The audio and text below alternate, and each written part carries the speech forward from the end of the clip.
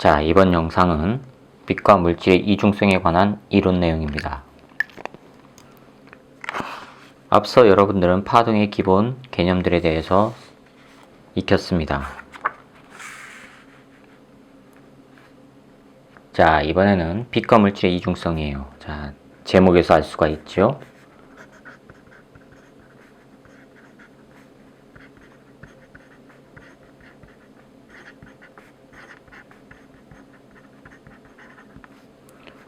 빛과 물질이 두 가지 성질을 갖고 있다는 얘기예요. 자, 그럼 첫 번째, 빛의 이중성에서부터 살펴보도록 하겠습니다.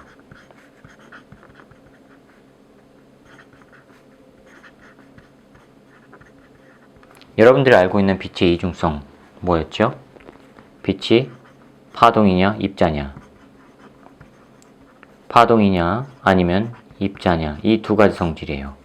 과거에 이 두 가지 성질로 인해서 논란이 많았습니다. 뉴턴 고전역학 시절, 뉴턴에 의한 입김이 세던 시절에는 빛은 입자다라는 주장이 힘을 얻고 있었어요. 그러다가 호이겐스가, 즉 하이언스가 파동의 주장을 하면서 논란이 일긴 했지만 뉴턴이 레인파워가 더 강했기 때문에 이 파동이라고 하는 하이언스의 주장은 인정을 받지 못했습니다. 자, 그러면 뉴턴이 주장한 거와 하이언스가 주장한 건 어떻게 다를까요? 뉴턴은 뭐라고 했냐면, 빛이 진행할 때 물질 사이에서 작용하는 빛과의 인력 때문에 빛이 물질 속에서 굴절이 일어난다 라고 주장을 했습니다. 그러면서 빛은 물질 속에서 더 빨리 진행하게 된다 라고 주장을 했어요. 그런데 하이언스, 즉 호이겐스는요, 빛이 물속으로 들어가면서 굴절하는 이유는 물속에서, 즉 내질 속에서 빛의 속력이 빠른 게 아니라 오히려 느려지기 때문이다 라고 주장을 했습니다. 둘이 다르죠? 누가 더 파워가 세다 그랬어요? 뉴턴이 세다 그랬죠?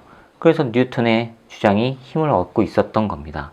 그러면 이 이중성, 즉 파동의 성질과 입자의 성질을 했는데, 자, 먼저 입자의 성질을 봅시다. 빛이 어떤 것 때문에 입자적 성질을 갖느냐? 자, 입자래요. 덩어리란 얘기죠. 알갱이란 뜻이에요.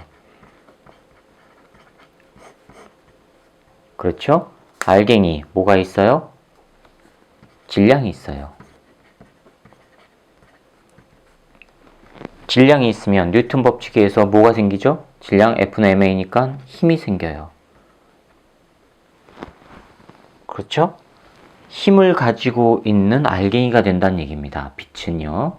그럼 힘을 가지고 있는 알갱이니까 이 알갱이가 뭔가에 부딪히게 되면은 그 힘을, 무언가에 힘을 가할 수 있다는 얘기죠. 그렇죠?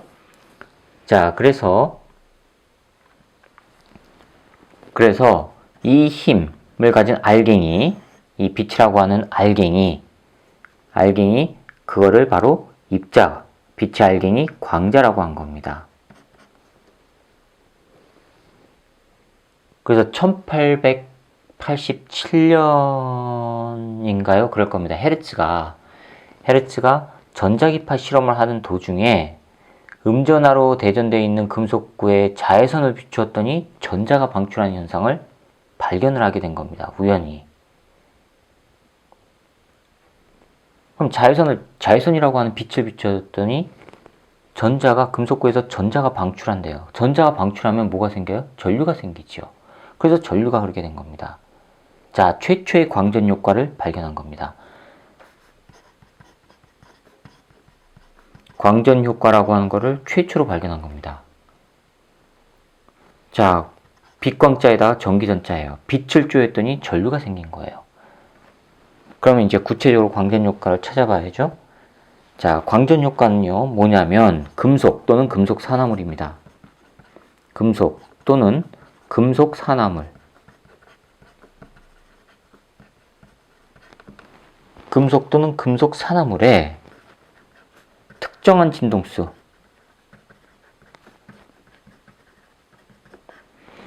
특정한 진동수를 가진 빛을 비춰주면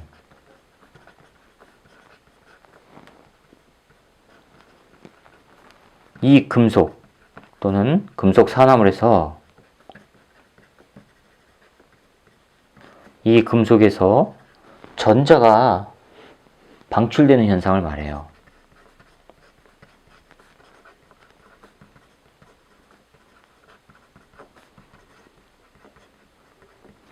이거를 광전 효과라고 해요. 빛을 비춰줬더니 전자가 튀어나와요. 이겁니다. 간단하게 그림을 그리면 금속입니다. 여기다가 빛을 비춰요. 특정 진동수를 갖는 빛을 비춰주면 여기에 있던 전자가 튀어나오는 겁니다.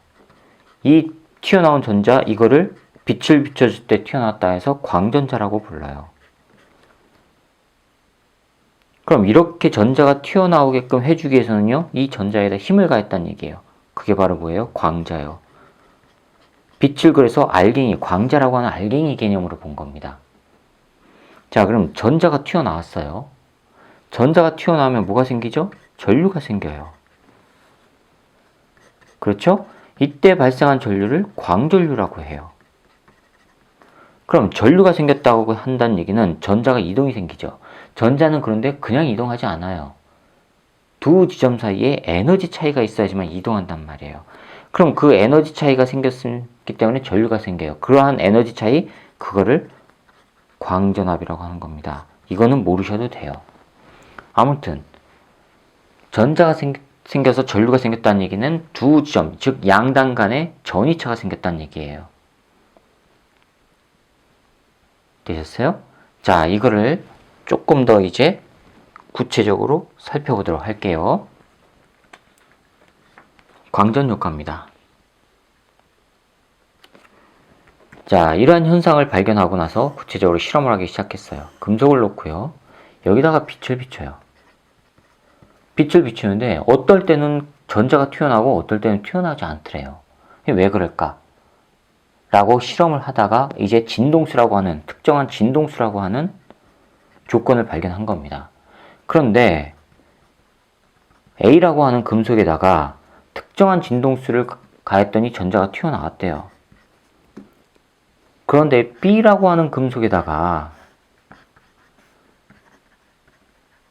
같은 진동수를 갖는 빛을 비춰줬더니 이번엔 전자가 안 튀어나와요. 튀어나오질 않아요. 그러면서 또 다른 진동수를 변화시켜 주다 보니까 어떤 특정한 새로운 진동수에서 전자가 튀어나오더래요. 그러면서 알게 된 게 바로 전자를 튀어나오게 할 수 있는 최소한의 진동수가 있다. 금속마다 그 진동수는 다르다라는 사실을 발견하게 된 겁니다. 이렇게 전자가, 금속에서 전자가 튀어나올 수 있게 해주는 외부에서 들어오는 최소한의 진동수, 저거를 문턱 진동수라고 해요. 옛날 책에는 아마 한계 진동수라고도 나와 있을 겁니다. 같은 표현입니다.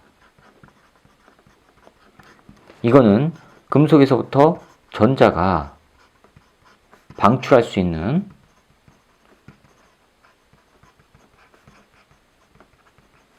최소한의 진동수예요.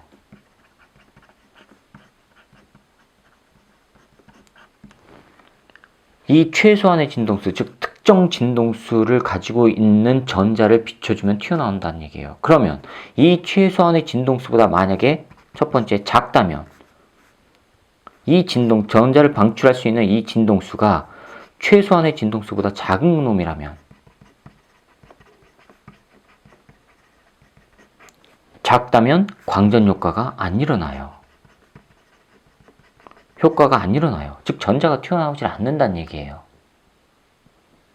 자, 두 번째, 그러면 전자가 튀어나오게 해주기 위해서 가해준 이 진동수, 즉 광자가 갖는 진동수가 최소한의 진동수, 문턱 진동수라고 하는 거예요. 최소한의 진동수보다 크면은요, 무조건 광전 효과가 일어나요. 발생을 해요. 이걸 그래프로 그린다면 이런 식으로 되겠죠. 아마 여러분들이 많이 접해봤을 겁니다. 가로축이 진동수고요. 세로축이 튀어나온 광자 에너지, 운동 에너지요. 이거라고 했을 때 0일 때는, 진동수가 0일 때는 안 나와요. 그러다가 쭉 점점 진동수 크게 했더니 어떤 순간에서 전자가 튀어나오면서 에너지가 발생하더래요. 이렇게 나오는 겁니다. 그래프가. 그러면서 진동수가 크면 클수록 방출하는 광전자의 그 최대 운동 에너지가 점점 커지더래요. 아시겠어요? 그럼 여기서부터 나오는 거예요. 그러면 과연 전자가 튀어나오는데 과연 이건 뭐냐? 이거는 그림으로 표현할 수가 있어요. 금속이 있어요. 금속은 입자들 사이에 어떻게 해요? 결합을 하고 있단 말이에요. 이렇게. 그렇죠? 그럼 외부에서 에너지가 들어와서 이 입자, 전자들이 끊어져서 나오기 위해서는, 튀어나오기 위해서는 이 결합된 거를 끊어내야 돼요. 끊어내기 위해서는 저절로는 안 끊어져요. 왜 어떻게 해요? 외부에서 에너지를 가해줘야 돼요. 앞에서 했었죠. 궤도. 가운데 플러스 있고요. 주변에 전자가 이렇게 있지요. 그렇죠? 근데 이 전자가 들뜬 상태가 돼야지만 뛰쳐나간단 말이에요. 그러기 위해서는 외부에서 에너지를 공급해줘야 되죠. 에너지를 공급해줬을 때 먼저 에너지를 받는 거는 양성자가 아니라 바깥에 있는 전자부터 에너지를 받는단 말이에요.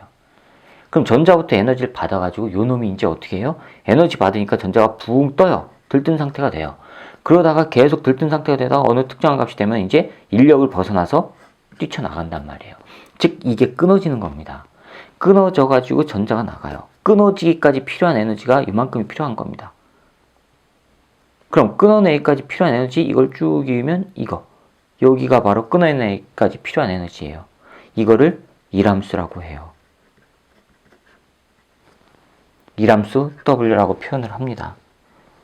자, 이거를 장애물로 그리면 이렇게 되는 거예요. 금속이 있어요.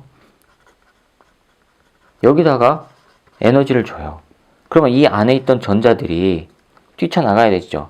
뛰쳐나가서 자유롭게 나가야 되는데 그냥 안 해. 이게 붕 뜨다가 조건이 안 맞으면 다시 붕 떴다가 다시 원래대로 와요. 붕 떴다가 다시 원래대로 온단 말이에요. 에너지 방출하고 원래대로 와요. 바닥 상태로 옵니다. 그런데 이거를 바닥 상태로 오지 않고 끊어내기 위해서는 가운데 핵이 잡아당기는 힘을 벗어나야 되죠.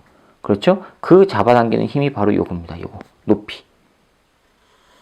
이 높이가 바로 끊어내는 데 필요한 일함수라고 하는 겁니다. 이게 일함수예요.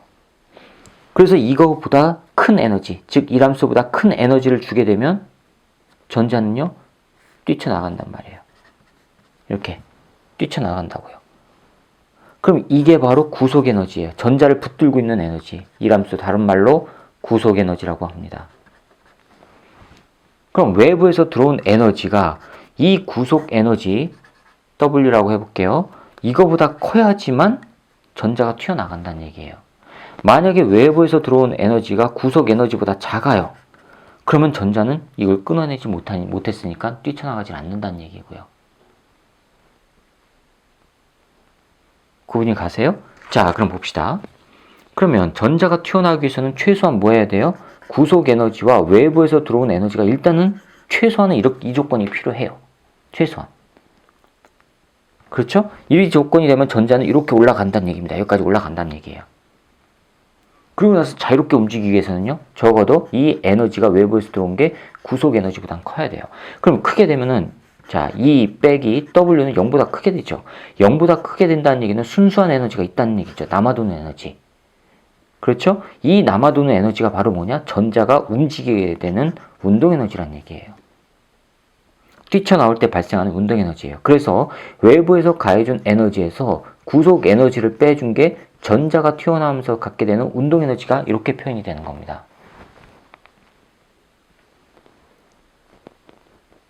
구분이 가세요? 자, 운동 에너지가 이렇게 표현이 돼요. 그러면 이 운동 에너지 가지고 나타날 수 있는 게 이제 다시 정지전압이라고 하는 개념이 나와요. 이 운동 에너지, 즉 정지전압을 알기 위해서는 운동 에너지를 가지고 조건을 가하면 바로 일함수를 알 수가 있어요. 구속 에너지를. 그거는 다음 영상에서 설명드리도록 하겠습니다.